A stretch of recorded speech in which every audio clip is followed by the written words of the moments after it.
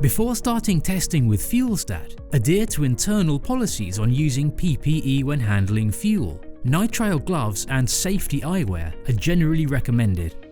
Have a clean, clear workspace and some paper towels on hand. You are ready to start. Do not open Test up until you have sample ready and are ready to test. Each kit contains one test plate, a syringe with extraction tube, test bottle, an alcohol wipe, and instructions. These instructions are available in multiple languages. Always take fuel sample from the bottom of the tank.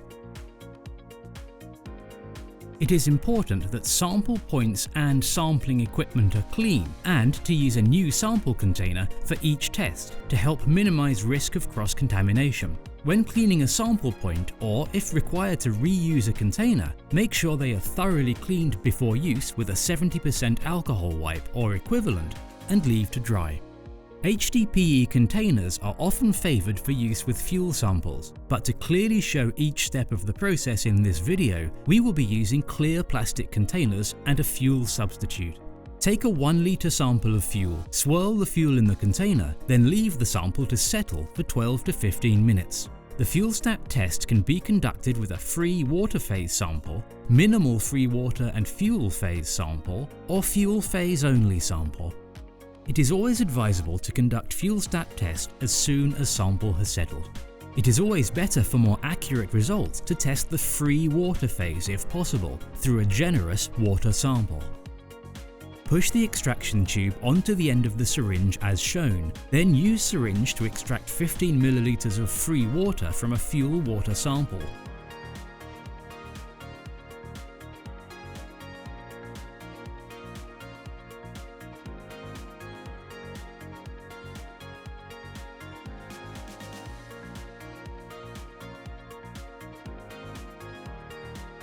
Fill to bottom water line of test bottle.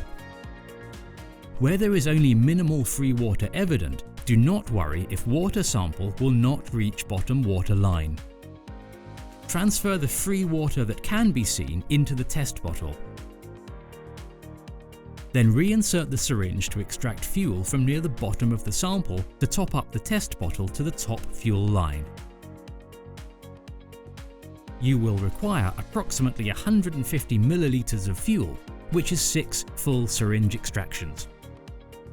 If no free water is evident in sample, just extract 150 ml of fuel from near the bottom of the sample to fill the test bottle to the top fuel line.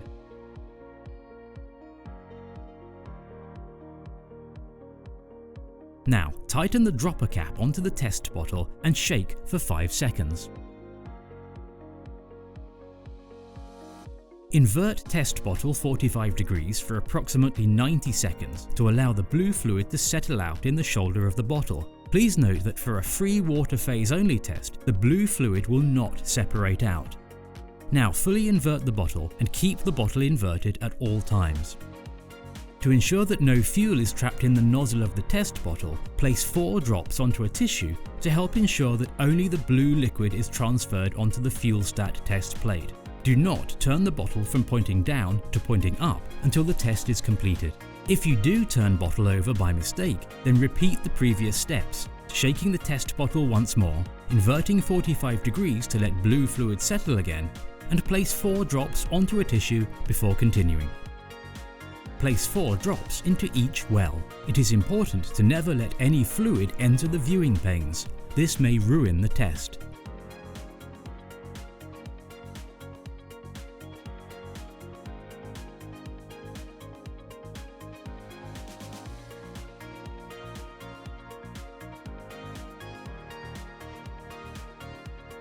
Wait 10 to 15 minutes. It is best not to touch the test during this time. This is the control line, C. This is the test line, T. This side is the low contamination indicators, L. This side is the high contamination indicators, H. Successful tests must have a control line in all windows. Read results within 15 to 30 minutes after placing sample fluid into sample wells.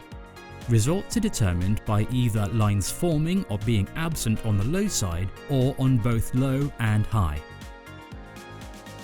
Follow the simple traffic light system.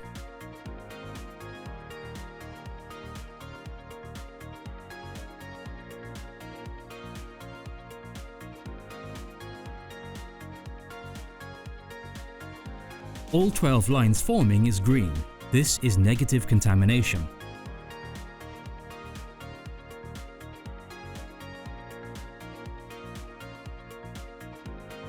Any individual missing test T lines on the low side is amber.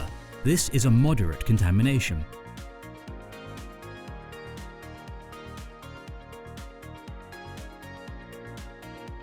If there are 2 or more missing test T lines on the low side, then the combined amount of contamination present equates to a heavy contamination.